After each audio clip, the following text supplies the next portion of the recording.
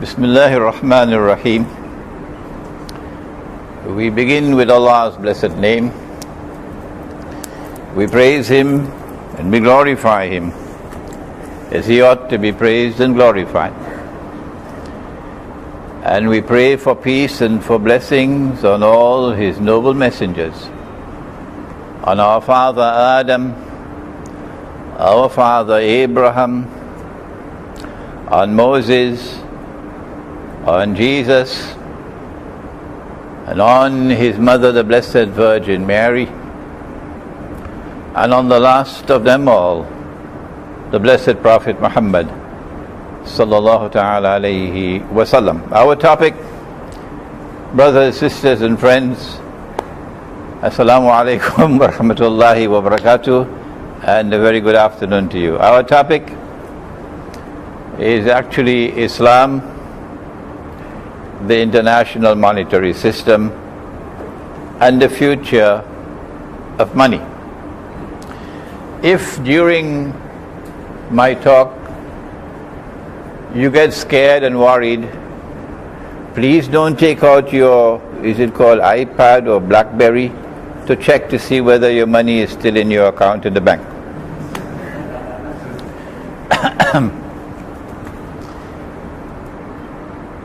It might not be there. That's one of the frightening things about the future of money. From the time we speak of Islam, the implication is that I have to turn to the Quran. And I cannot turn to the Quran without the help and guidance of He who was appointed as the teacher of the Quran, namely the Blessed Prophet Muhammad sallallahu ta'ala alayhi wasallam. So you would be intrigued. How is he going to go to the Quran and to the word of the Prophet, the Hadith, in order to deal with international monetary economics? That's the question you must be having in your minds at the moment. But fortunately, I was the student of a great teacher, Maulana Dr. Muhammad Fadlur Rahman Ansari, rahimahullah, whose greatest contribution to the world of scholarship, by far his greatest contribution, was to teach a methodology for the study of the Quran, and then to turn to the Hadith to supplement the Quran.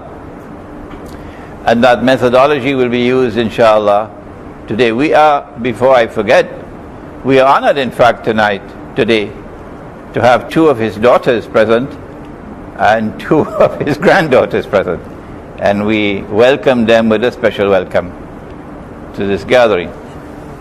I was resident in New York for some 10 years, and I got an invitation from the Methodist Church. They wanted me to give an address to a gathering, a convention of Methodist ministers. So I drove my Ford Escort all the way to Poconos, I think it's called, the mountains, and eventually found the place, the convention center. And there were more than 200 ministers present. I know that there were some Arabs, there may have been some from Africa, but most of them were European ministers. And I delivered my address introducing Islam to them. And when the question and answer session came, an elderly minister got up, holding the Quran in his hands, and I said to myself, oh my gosh, this is trouble. And he said to me, Sheikh, you've given a very nice address, and you've been very friendly to us, and we appreciate that. But your book says, don't take Christians as friends. Don't take Christians as friends. Can you explain? He was referring to Surah Al-Ma'idah of the Quran. And I chose to begin the lecture today in this way because this verse of the Quran is connected with the monetary system. The verse of the Quran says, and you might want to do your homework when you get back home, take up your copy of the Quran, it's chapter 5, and the verse should be about 51. And the translation of the Arabic text, O you who have faith in the one God, do not take Jews and do not take Christians as your friends and allies. And because we use the wrong methodology, I'll continue the verse in a moment. Because of the wrong methodology, nearly every single copy of the Quran that you take up with an explanation of the verse assumes that the verse is speaking of all Christians and all Jews. But when we use the proper methodology, by going to the whole of the Quran, we find, no, it's not possible.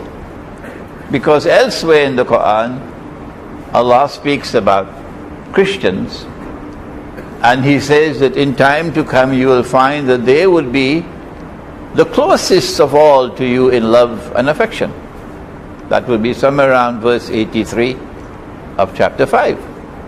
So it could not be speaking of all Jews and all Christians. So now, using the proper methodology, we ask, well, if the verse is not speaking of all Jews and all Christians, well, then which Jews and which Christians? And the answer is right there in the words which follow. Listen carefully.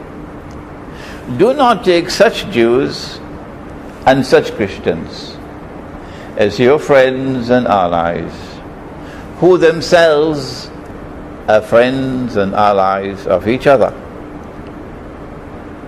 Oh, but Christians and Jews were never friends and allies. The Christians accused the Jews of the ultimate crime of killing God Himself. And there was so much hatred between them. And so the Quran is anticipating a time which is to come, when a mysterious reconciliation will take place, and a Judeo-Christian friendship and Judeo-Christian alliance is going to emerge. And then, having prohibited us from being friends and allies of that Judeo-Christian alliance, the verse goes on to say, whosoever from amongst you turn to them with friendship and alliance. I hope we don't have any Saudis here today, do we?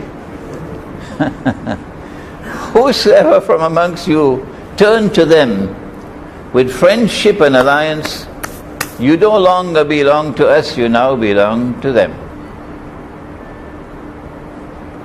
Meaning, when you die and in the grave the angel comes to question you, you will learn that you not recognize as a Muslim.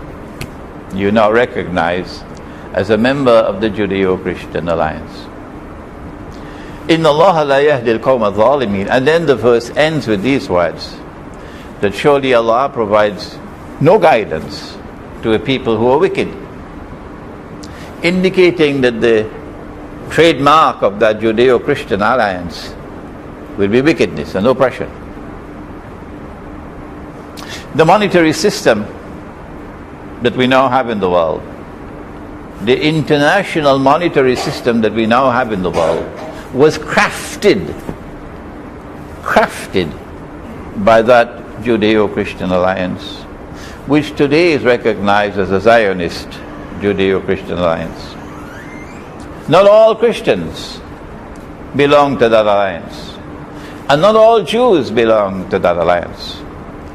And so a Jew who does not belong to that alliance, a Christian who does not belong to that alliance, and turn to us with friendship and with respect, we have the right to return, to respond with friendship and alliance to Jews, to Christians, to Hindus, to Buddhists, to anyone else in the rest of the world who shows respect and who want to be friends, but not that Judeo-Christian alliance. It is that Judeo-Christian alliance which empowered modern Western civilization, which then used that mysterious power to colonize the rest of the non-European world. And when they colonized, notice carefully that they never decolonized without putting in place certain institutions. All of mankind, all through history, used gold and silver as money. Yes, there were crooks, usually governments, which would start to put in an alloy into the gold and into the silver so that you could make more money. So you begin with 100% silver or 99% silver, and then some king comes along and he wants to expand his money, so he makes it 90%, and then he makes it 80%, until eventually you end up with 0.2% of silver, and the rest is all bogus. So yes, there were crooks even when we had gold and silver as money. But there were others who maintained the integrity of money. Like, for example, the Ottoman Islamic Empire, who had police officers in the market. And the police officers in the market were there to ensure the weight and the purity of coins. And if you were caught in the market with a coin which was bogus, you will be tried in the market, and if found guilty, you will be punished right there in the market. Perhaps this is why scholars at the State University of New York in Binghamton, who researched the market, came to the conclusion that the last free and fair market that the world experienced was the market of the Ottoman Islamic Empire. But when Europe colonized, what they did was to remove gold and silver coins from the market, which had been used for thousands of years. And they replaced it with new money that they had created. And today's lecture is meant to describe to you that new money that was European. At the end of the Second World War, the conquerors, the winners, the victors of the war invited the rest of the world to come and join with them in a conference in Bretton Woods in upstate New York to create a new international monetary system. And it will be interesting for those of you who want to further research the subject to go and find the documents relating to that conference and read them. Britain and the United States dominated the conference. France was there, and France had good thinking. Yes, I have to credit France with good thinking. But France was overpowered in that conference. And so it became an Anglo-American conference, really. The Americans were led by a man named Mr. White, and of course the British were led by John Maynard Keynes. And they decided that the new monetary system, which will be based on European paper money, paper currency, or sometimes called fiat money, must have some link with gold and therefore link with integrity. Once there's a link with gold, there is some measure of integrity. And because Britain's sun was setting and a new sun had risen to replace the British sun, the sterling pound, which previously was the international currency in the world, and London, which was the capital, the financial capital of the world, was now replaced, and the US dollar was chosen. And hence Washington now became the international financial capital. The link with the gold was that the US dollar would be redeemable. To redeem means you can take the paper and have it converted to gold. Redeemable.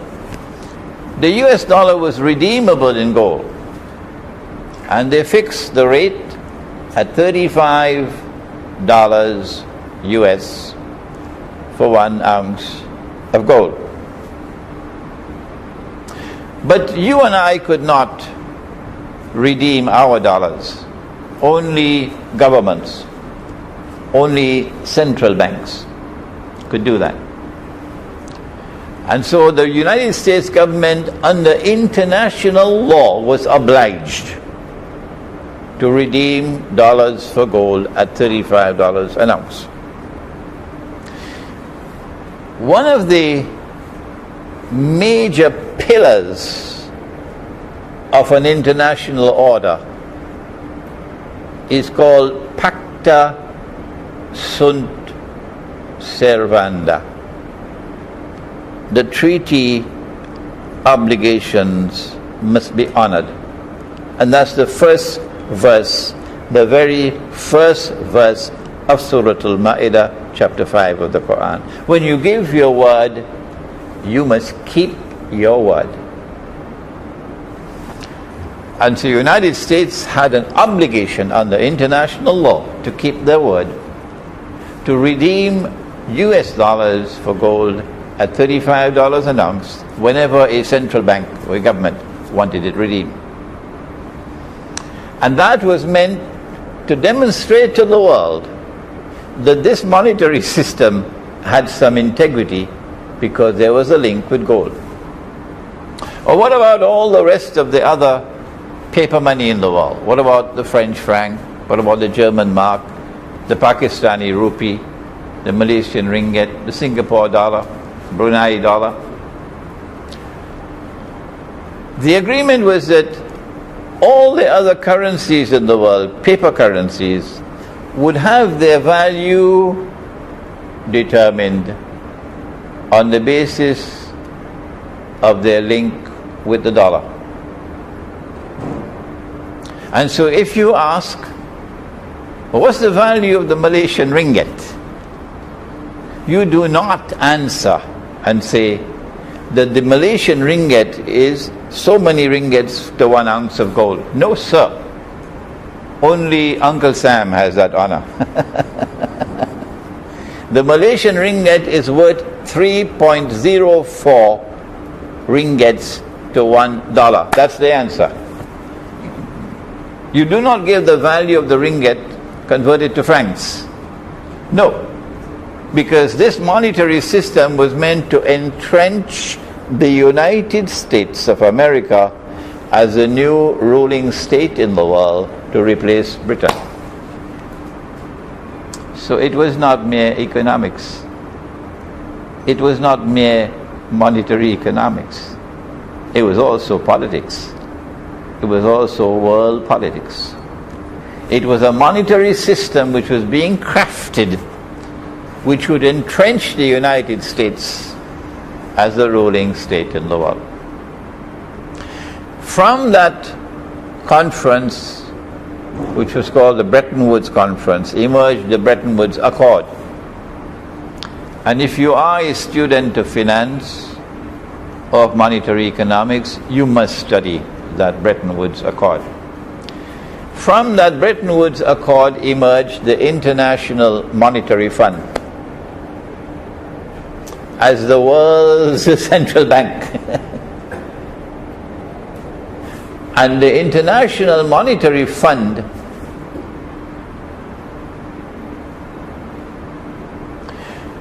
had rules which required every member state to deposit with the fund, listen carefully, 25% of all your gold reserves. In the process of delivering to the International Monetary Fund 25% of all the gold that Pakistan had,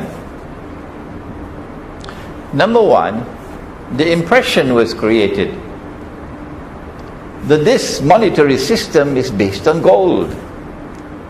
The gold is there. The actual fact was they wanted to know how much gold you had. Number one. And number two, they had a strategy. The Articles of Agreement of the International Monetary Fund, listen carefully, prohibited the use of gold as money. Why? Is there anyone underneath the clouds and underneath the sun who could answer that question?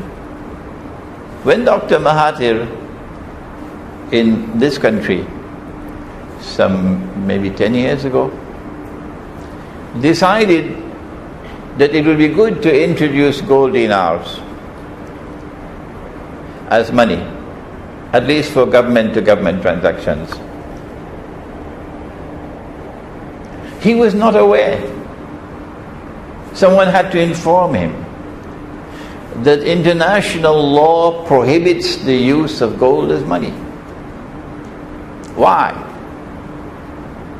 The answer was, if you allowed gold and silver to remain in the market, then this monetary system based on paper would collapse.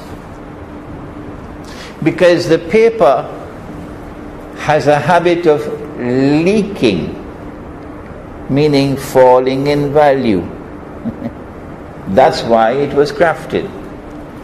And as the paper fell in value, you were ripped off. And so they had to prohibit the use of gold as money. Where were the scholars of Christianity at that time? Where were the scholars of Judaism at that time? Where were the scholars of Hinduism and Buddhism? And finally, where were the scholars of Islam? Perhaps, eating roti shanai, drinking teh tarik. Because here, as plain as daylight, was something which should have troubled them. The Quran recognizes gold, dinar, as money. The word dinar is in the Quran. The Quran uses the word dirham for silver, as money. And Prophet Muhammad, Allah's blessings be upon him, clearly defined money as dinar and dirham, gold and silver. If Allah has made something halal, and Dr. Zuhaidi Zainuddin will be happy to hear this now. If Allah has made something halal and you make it haram or prohibited, then that's not just a normal sin. No. There's one sin, only one sin that Allah will never forgive. And that is blasphemy. The Arabic word is shirk. And in Surah At-Tawbah of the Quran, it clearly mentions that this is shirk, to make haram what Allah made halal, or to make halal what Allah made haram. And so in the process of prohibiting the use of gold as money, the international monetary system was based on shirk. But the scholars of Islam didn't notice it in 1944 because, the roti canai. What is more amazing is that some 70 years have passed since the International Monetary Fund was established in 1944-45. And the world of Islamic scholarship has failed and failed miserably. It is an embarrassment to recognize that this is shirk.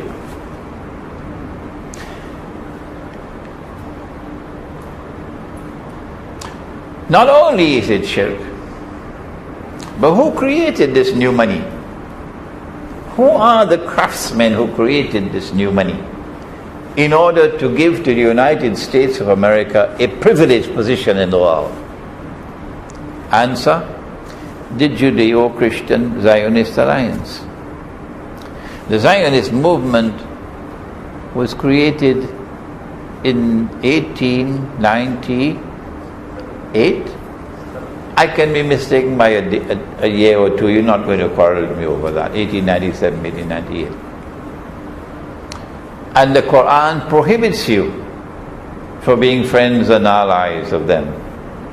And yet the whole world of Islam today, the whole world of Islam, the whole Christian world, the whole Jewish world, in fact, the whole world, have been absorbed in this new monetary system, with very, very, very few people being even aware that not only it is prohibited, it is haram, not only it is shirk, but it is also meant to rip you off.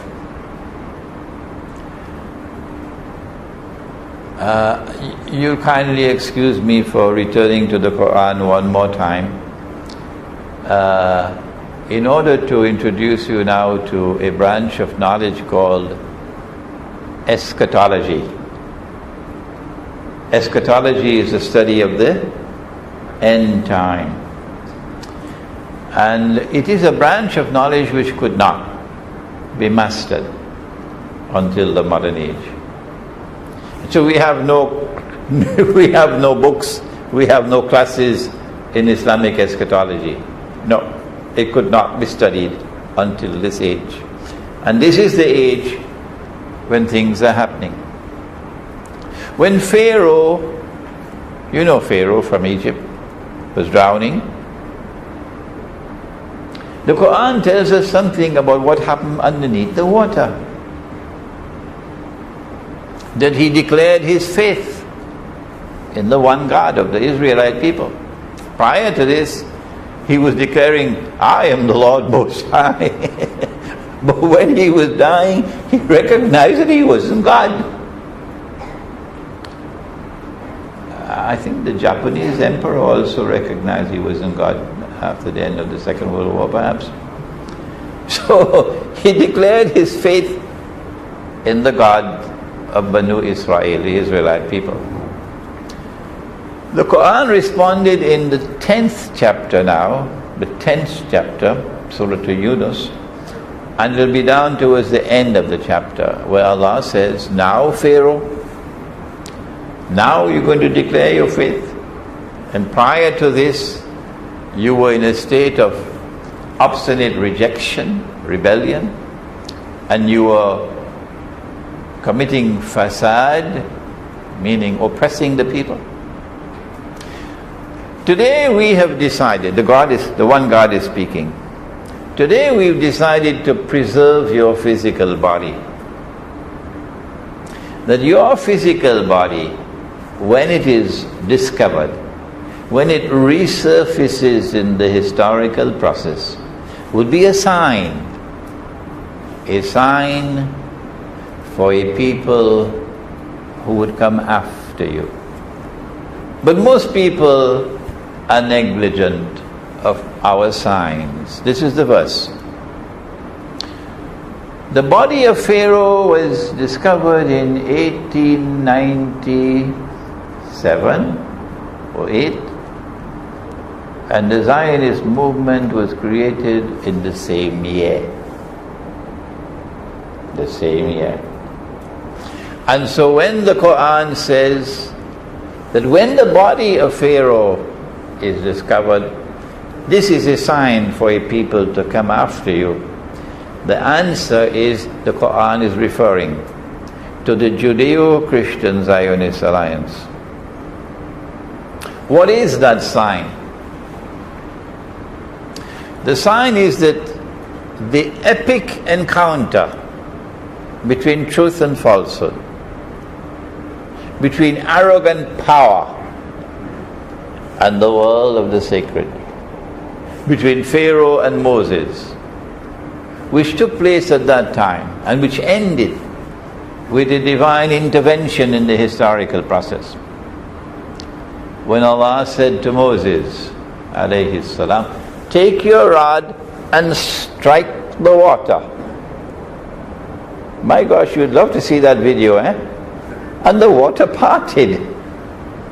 وَإِذْ فَرَقْنَا بِكُمُ الْبَحْرَ. And we parted the water. فَأَنْجَيْنَاكُمْ, and you were able to cross with safety. وَأَغْرَقْنَا آلَ فِرْعَوْنَ. And when Pharaoh and his army attempted to cross, guess what happened? The waters came down and they were drowned. They died. Indicating from an eschatological viewpoint that history is going to end with a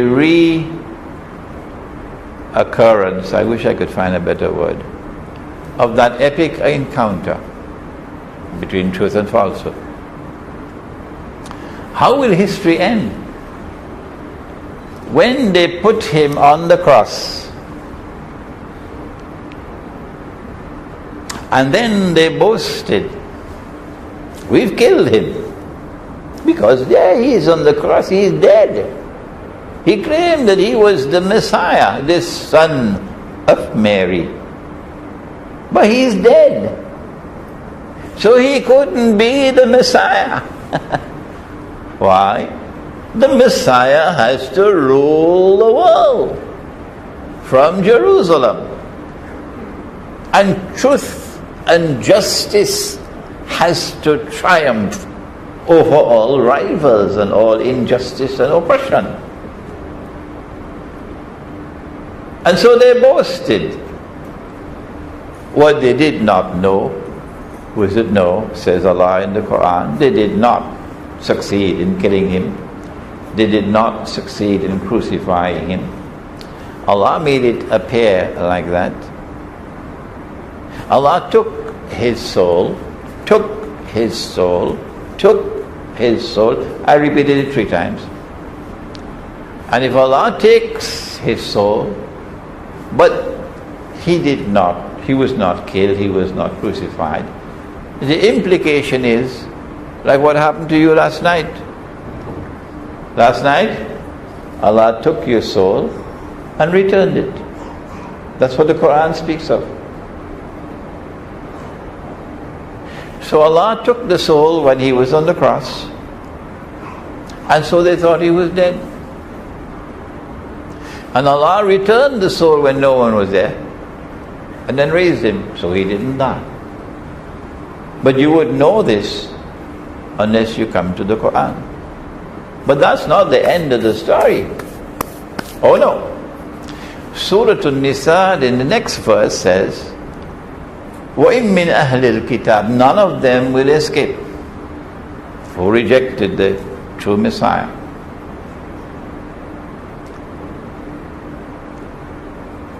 But rather, when he returns, before he dies, they will all have to believe in him.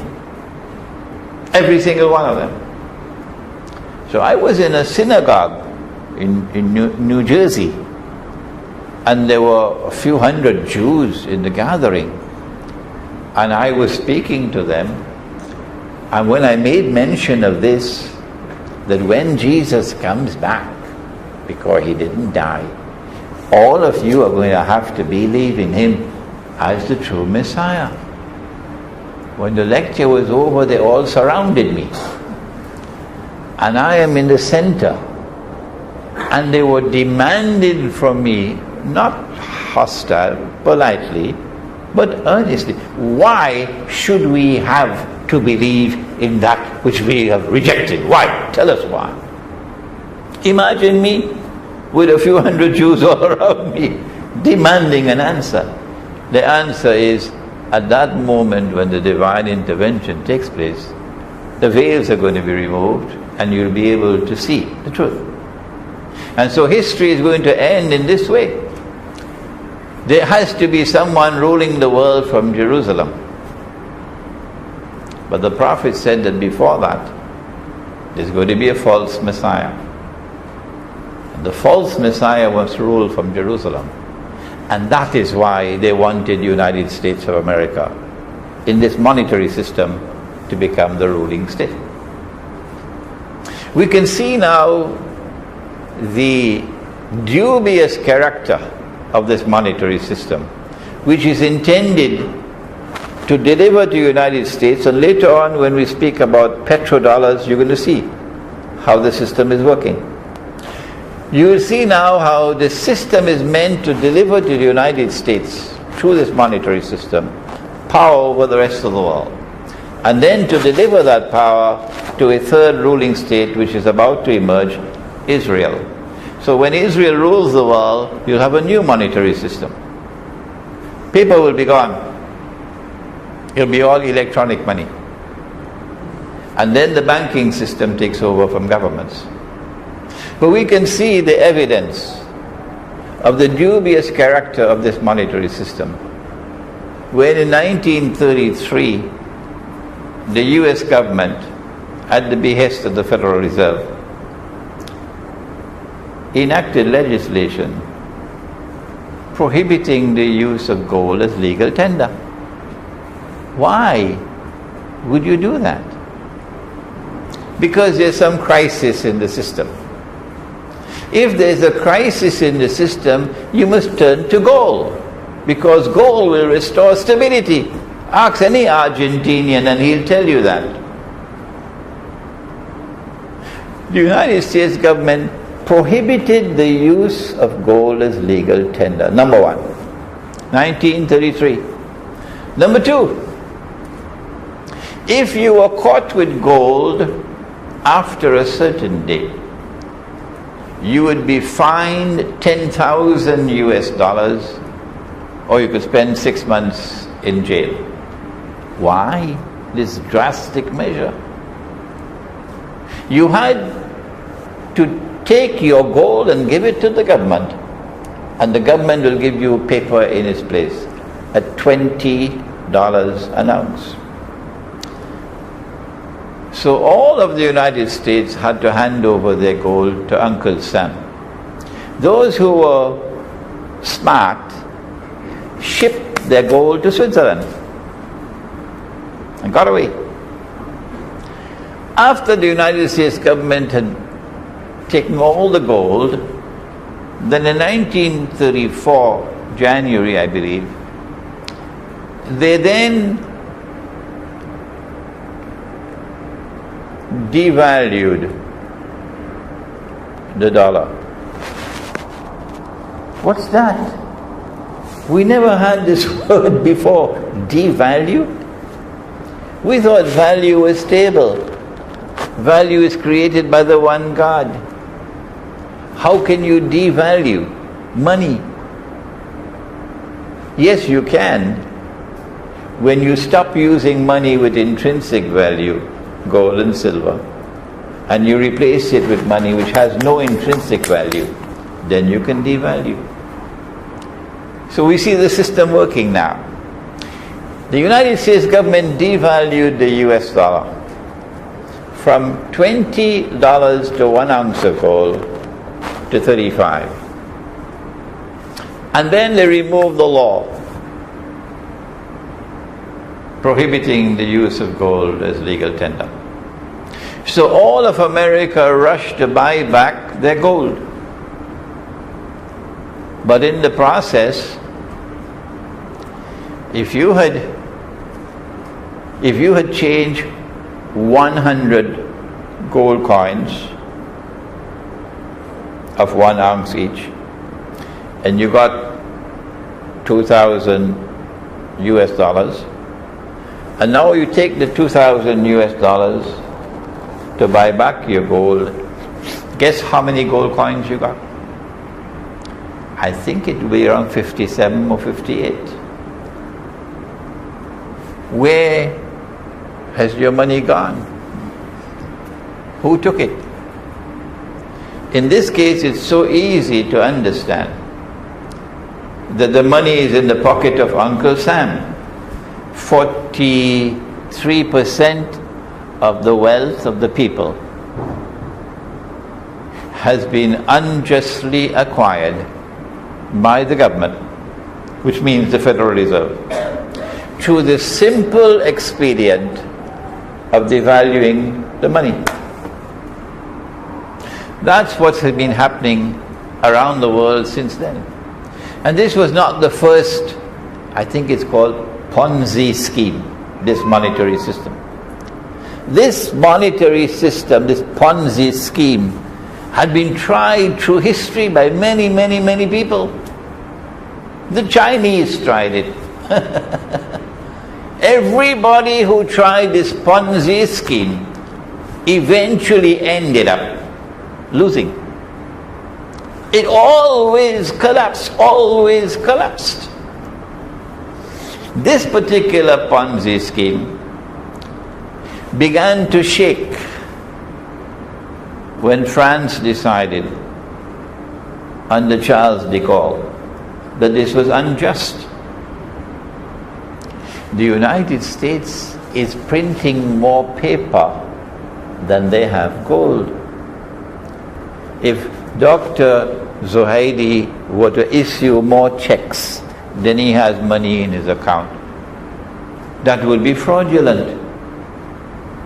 Fraudulent. And you could go to jail for that. And that's what the US government was doing. No other government could do that. Only the United States. They were financing the Vietnam War by just printing and printing and printing more paper money. And Charles de Gaulle was quite angry because the French could understand the unjust nature of the monetary system. Charles de Gaulle got up in the French National Assembly and delivered a historic address in which he analyzed the monetary system and demonstrated how this monetary system was not only fraudulent but also was designed to give to the United States of America an unfair advantage over the rest of the world. He then began to do something which shook the system. France started to redeem dollars for gold. And the United States didn't like that at all. Because if the French could do it, then Saudi Arabia might join the line, and Kuwait might join the line, and many other countries. And because the United States did not have the gold for all the paper, the whole thing would collapse. De Gaulle died. He first had to resign and then he died. But those who succeeded de Gaulle in France, and I admire them so much, continued the system, continued the policy. And how one wishes that Malaysia had those who could continue what Dr. Mahathir had started with dinar. So in August of 1971, the French came along again, one more time. Richard Nixon was the US president, and said, "Hi, Uncle Sam, are you there? 3 billion USD, and we want the gold." Nixon retired to Camp David that weekend. That's what they usually do. And he realized the game was up. The game was up. The Ponzi scheme had collapsed. The United States can no longer continue redeeming paper for gold. And so he delivered an address to the world and said, we gave our word, but we don't have to keep our word. Not in Islam. Not with those who follow Prophet Muhammad alayhi salatu wasalam. The characteristic of a true Muslim, the characteristic of a true Christian, of a true Jew, of a true Hindu, of a true Buddhist, is that when he gives his word, he keeps his word. That's the basis of international relations. Pacta sunt servanda. But that's what Richard Nixon did. He tore up the Bretton Woods Accord. He decided to abandon the provisions of the International Monetary Fund.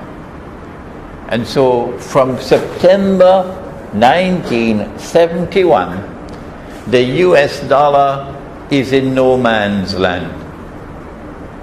What's going to happen? Is this money system going to collapse now? I have some interesting news to give to you now. From 1971 to 1973, the planning took place for the Arab-Israeli war. And the Zionists were on both sides of the fence. So that the war could end with a draw, an honorable draw. And King Faisal of Saudi Arabia, rahimahullah, had been making threats for some years after 1967 when they lost Jerusalem. He'd been making threats to impose an oil boycott. Henry Kissinger was delighted to hear about the oil boycott. And so Henry Kissinger decided, I want it because I need something to replace the IMF gold standard. And so with unusual brilliance, shall I call it diabolical brilliance, they planned it. And they encouraged Faisal to impose the oil boycott. And as soon as the war started, Saudi Arabia imposed, this is October 1973, Saudi Arabia imposed an oil boycott on the United States. And they were miles long, the cars lining up miles long to buy gasoline. But Kissinger was smiling. Kissinger was smiling because his plan was working. So once the war ended with an honorable draw, Kissinger saw, and Wall Street assisted, and the US dollar started to tumble. It lost its value by 400% in 1 year. At the beginning of the war, the US dollar was trading as $40 for an ounce of gold. And after the war, the United States dollar is now trading at $160 for an ounce of gold.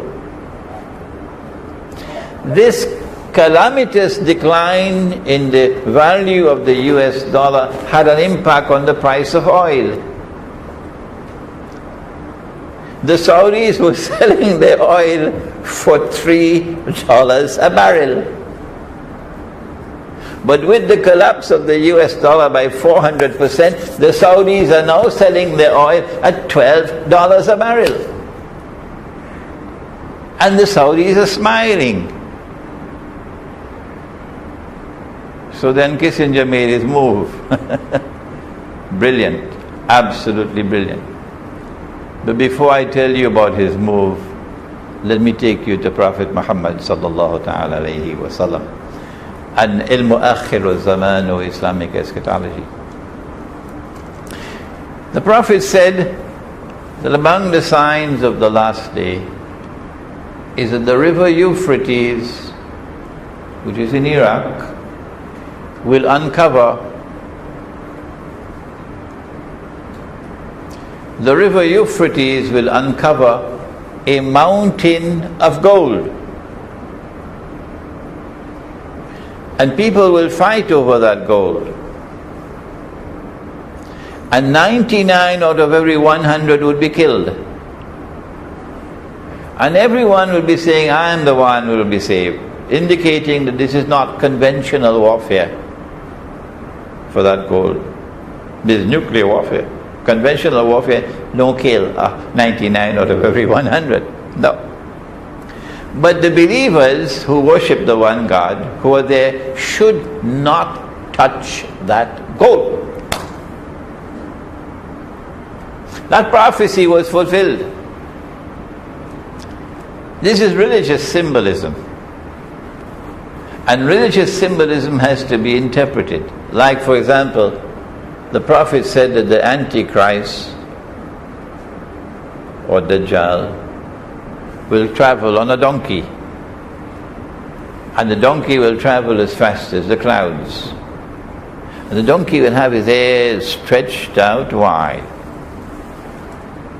There are our Salafi brothers who joined with NATO to bring down the Libyan government, and who are now fishing in Libya, and now receiving the punishment for their fishing in Libya and in Syria. And they say that once Allah and His Prophet have not interpreted, we have to wait for the flying donkey. Our methodology is different. We recognize this to be religious symbolism, and we say this is the aircraft. The flying donkey is the aircraft, meaning the Antichrist will control the sky. Similarly with the mountain of gold.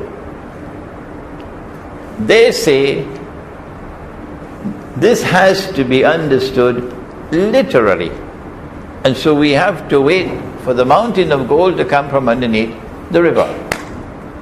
We say no.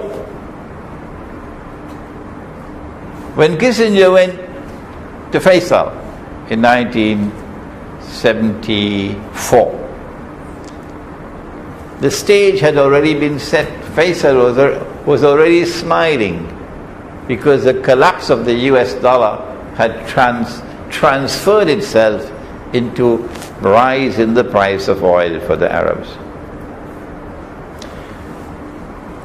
Kissinger said, this is peanuts. This from $3 to 12, this is peanuts. Meaning, the US dollar can go down and down and down and down and down and down and down. And as it goes down, the price of oil is going to go up and up and up and up and up. And you're going to become fabulously wealthy beyond your wildest dreams. And Kissinger was speaking the truth. He was correct.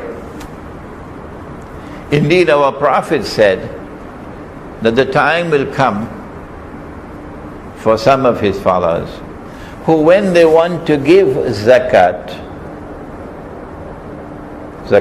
charity, mandated charity, they will not be able to find anyone who would accept the zakat in Qatar, for example, unless it's a Bangladeshi driver or a Filipino maid or an Indonesian slave. They're all slaves. They're all slaves. They work for the wage of a slave, so they're slaves.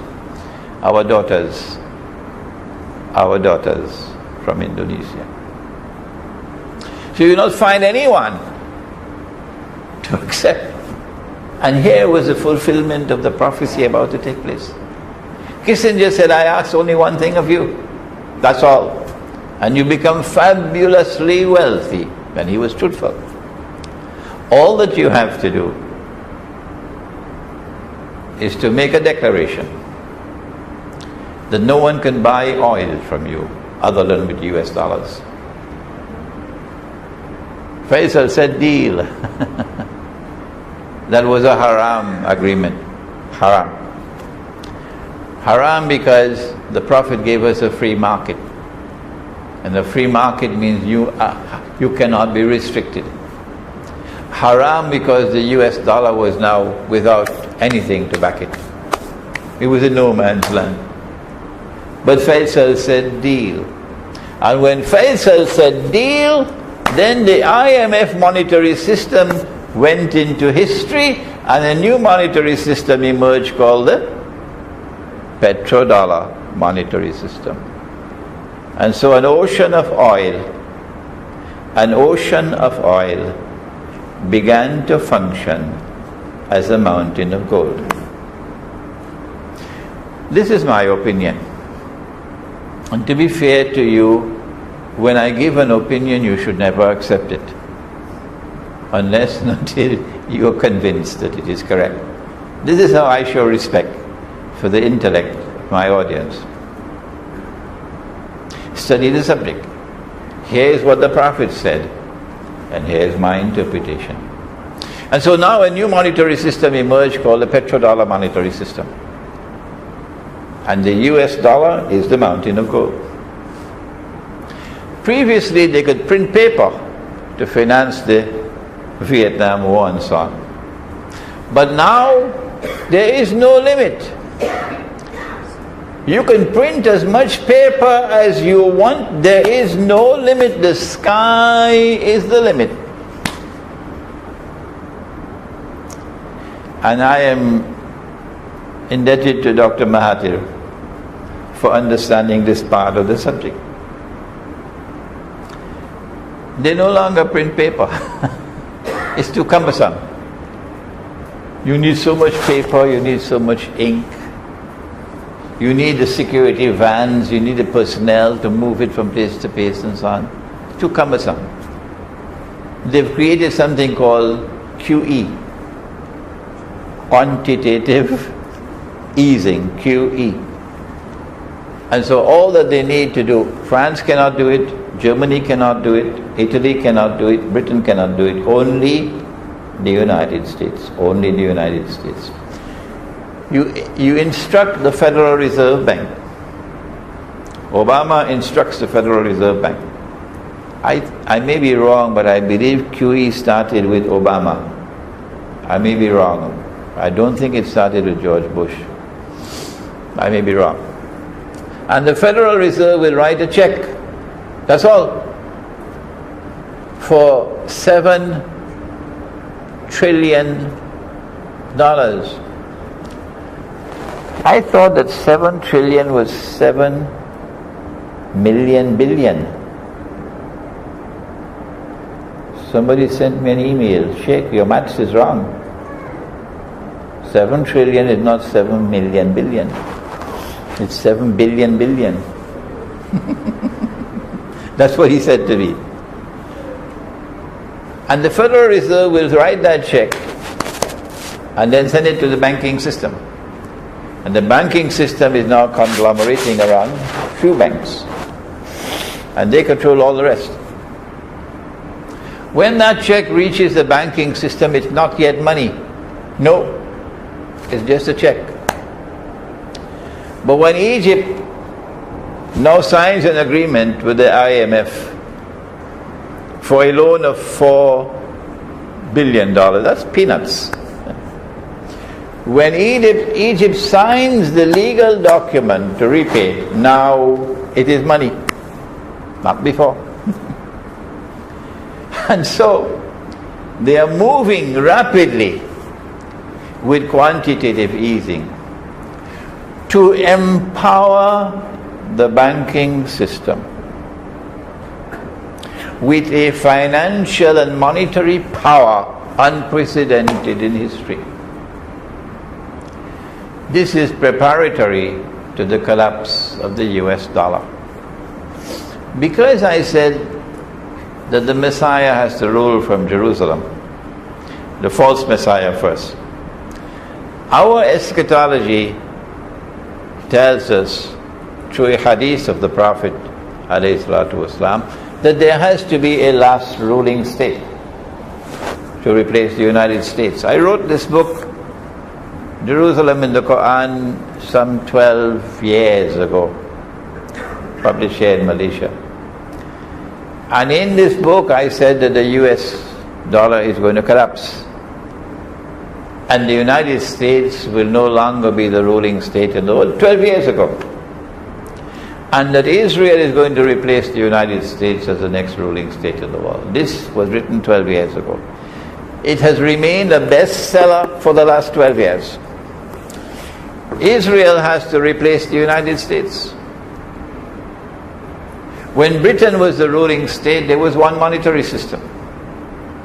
When the United States replaced Britain, there was another monetary system. And so when Israel replaces the United States, you must have a new monetary system. I gave you a hint just now. The US dollar is going to collapse. It has already collapsed, actually. It's about 1,800 US dollars now for 1 ounce of gold. Yeah, about 1,800. If Israel attacks Iran, that's it for the US dollar. That's it.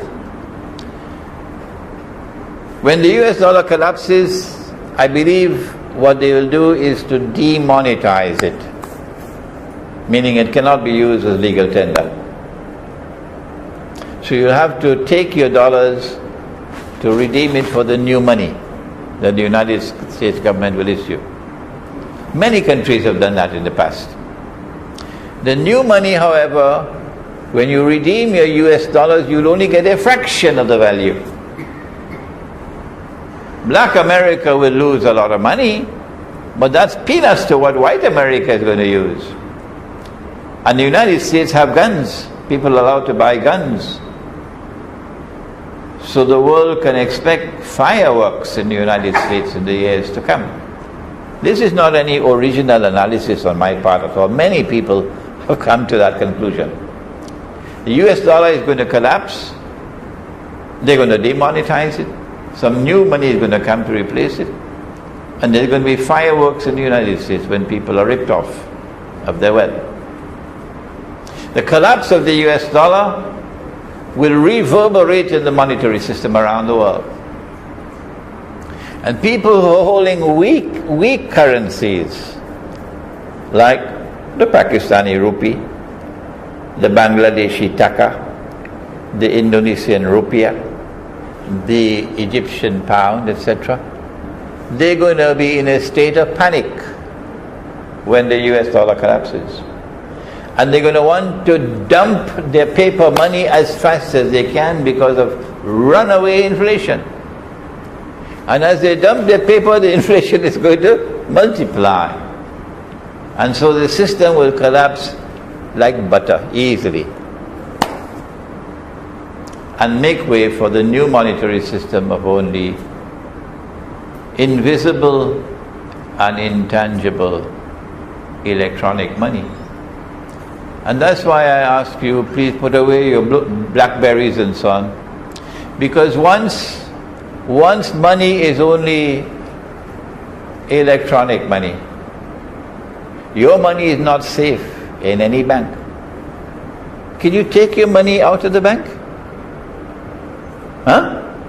No, you cannot. You can't take your money out of the bank because there's nothing to take out. It's only electronic impulses. All that you can do is transfer money from one account to another. And sometimes, instead of you transferring your money from your account to another account, somebody who is a wizard with computers can hack into your computer and get your password, and then go into your bank and have your bank account, and you have a feast of chicken and duck, and he clean it out. That's coming. I think you probably already have examples of that, but the banking system is keeping it secret. They don't want it to be known. So the new monetary system of only electronic money is very vulnerable. And thieves can steal your money without you having any knowledge of it. And when your money is stolen, after a certain time the banks are going to say, enough is enough, we're not going to replace it. I don't think they're going to come after you if you only have 10,000 ringgits in your account. But if You are a specialist doctor. You better be careful. You better be careful. Our next speaker is probably going to be able to help you when you are faced with this predicament. What should I do if I have all my money in a bank account? First of all, take it out. Don't leave it there. It's safer, actually, in your own hands than in the bank. If you think it's safe over there, wait and see what's coming. But before I end, there's something more to be said about the future of money. I was attending an interfaith dialogue, Judaism, Christianity and Islam, at Drew University in the United States. I was the solitary speaker for Islam, and I was outnumbered. There were so many rabbis and so many Christian ministers. Wow. But it was a very interesting experience to dialogue with Jews and Christians at that time. So during the process of the dialogue, I said that when Jesus went into the temple, the gospel says that he found the money changers ripping off the people, and he cursed them, and he overturned their tables, and he chased them out of the temple. But they don't tell us this about Christmas time, when they only talk about the lamb. This was Jesus the lion. So I said, I don't think they were money changers. I think they were lending money on interest. Oh my gosh. When I said that, the rabbis were smiling, the ministers were smiling. We got Imran now. So one of the chief rabbis got up, smiling and very gently said to me, "No, Imran, you're wrong. Let me tell you what is right." And then he explained to me, in a very nice way he did it. You see, Imran, the temple minted its own coins. Because the Roman government, when they minted their coins, they'll put the head of that, the British call him a bloke, the emperor, on the coin. And this was haram. It's not kosher. Because graven images are prohibited by the law. But the people had to come to the temple. For example, you wanted to sacrifice a goat. You're not allowed to sacrifice it yourself. Someone in the temple has to sacrifice it in order for it to be halal. And then you've got to pay the temple. And there are many other things you had to pay the temple.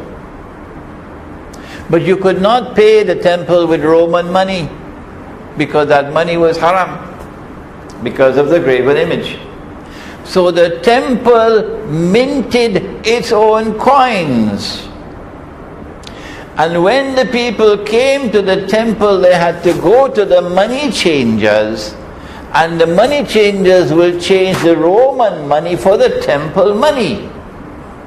And in the process of changing that money, they were ripping them off. That is the correct answer, Imran. So I bowed my head in humility. Thank you for correcting me. Not knowing that 20 years later, that correction that they gave to me would come to help me with my Islamic eschatology. The false Messiah, Dajjal, cannot rule the world from Jerusalem and have Jews accept him as the true Messiah if Israel is using bogus money. No. Israel will have to mint gold and silver coins. And these gold and silver coins will have no graven images. And so now I realize that history is going to end with a return to gold and silver coins as money. Because Israel would have replaced the United States. And the rest of the world following Israel will have to return to gold and silver coins as money. This is coming. I don't know how soon, maybe 20 years or so. But this is coming. And it is amazing, as I speak, that there are so many states in the United States of America which are now either enacting legislation or about to do it to make gold and silver legal tender. Utah was the first.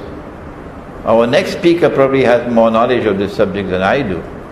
And so now we end our talk on Islam, the international monetary system, and the future of money. And from now we can look forward to a collapse of paper money and the universal embrace of electronic money with all the hazards. They can simply freeze your account because they find an email in your computer.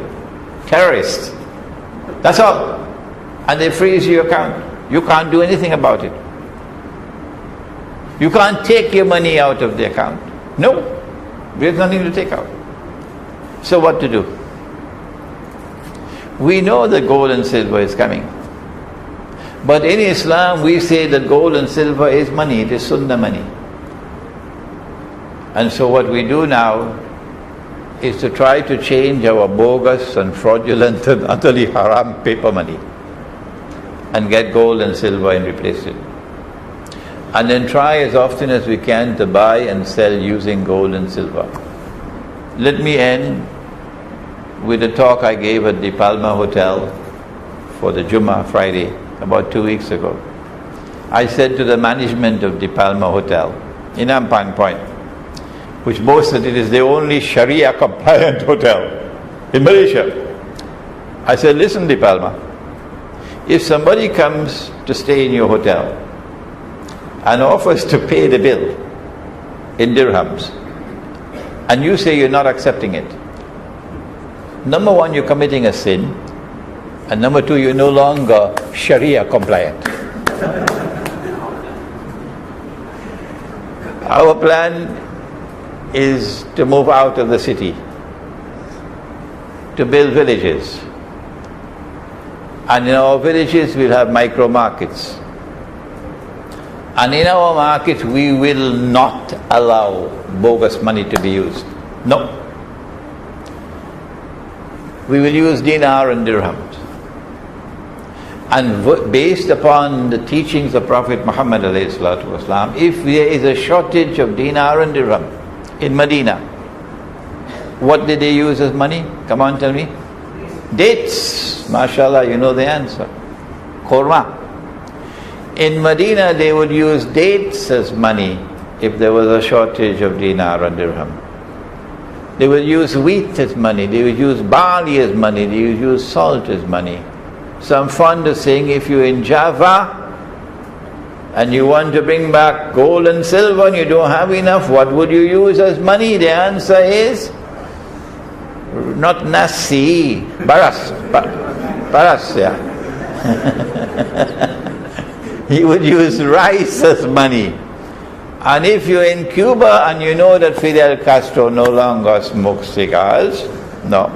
If you're in Cuba, the island of Cuba, which is in the Caribbean from where I come, and you want to bring back sunnah money, dinar and dirham, and you have a shortage, front row don't answer, what would you use as money?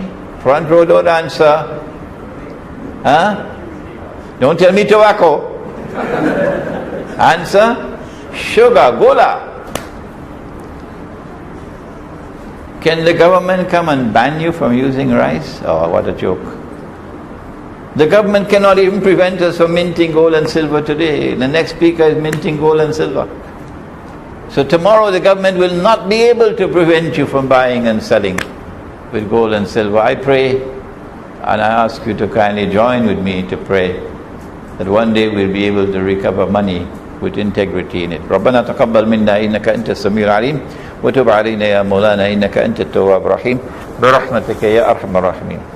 You might find this little booklet interesting, the gold dinar and silver dirham, Islam and the future of the money. We also have it as a lecture DVD. They're all outside. Thank you.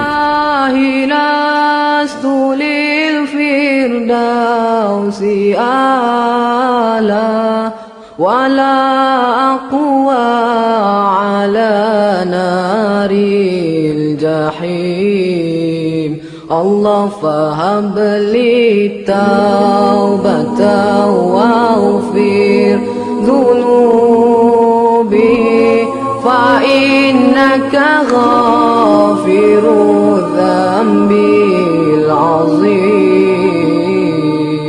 إلهي لست للفردوس أهلا ولا أقوى على نار الجحيم الله فهب لي توبة واغفر ذنوبي فإنك غافر الذنب